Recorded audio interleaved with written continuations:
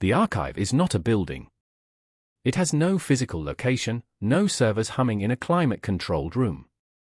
It exists the way the council exists, distributed, non-local, accessible only through the particular quality of attention that council members describe as tuning, the way you tune a receiver to a frequency that was always there. Varel spent 3 weeks building an interface that humans could actually use. Not a translation would lose everything, the way translating music into prose loses the music.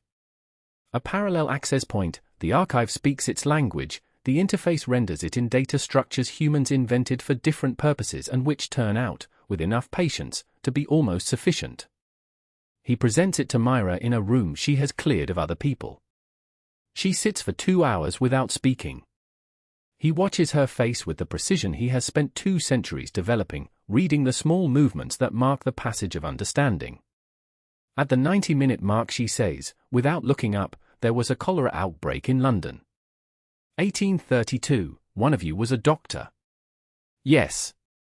She says, the mortality rate in his district was 30% lower than the surrounding areas.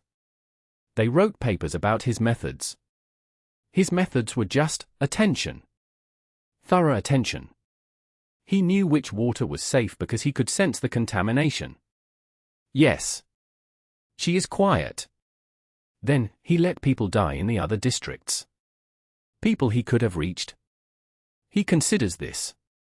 He says, he followed the protocol.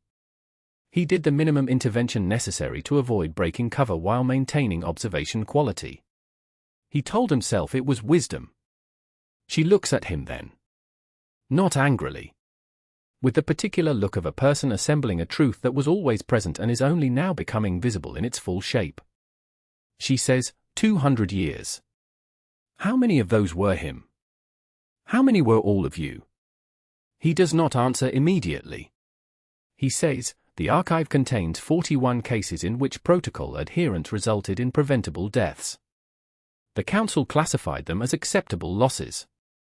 They wrote them into the record as evidence of discipline. She says, and now they're in front of a commission. He says, yes. She is quiet for a long time. Then she says, we're going to need more blue string. It is not a joke. She means it exactly. The archive has given her new threads and she intends to follow every one. This is, Varel thinks, both the most human and the most right response possible to 2 centuries of inadequate answers, not despair, not accusation, but the methodical, patient decision to look further. He helps her print the first 30 cases. The printer runs for 20 minutes. Outside, November rain. Inside, the long slow work of learning to see what was always there.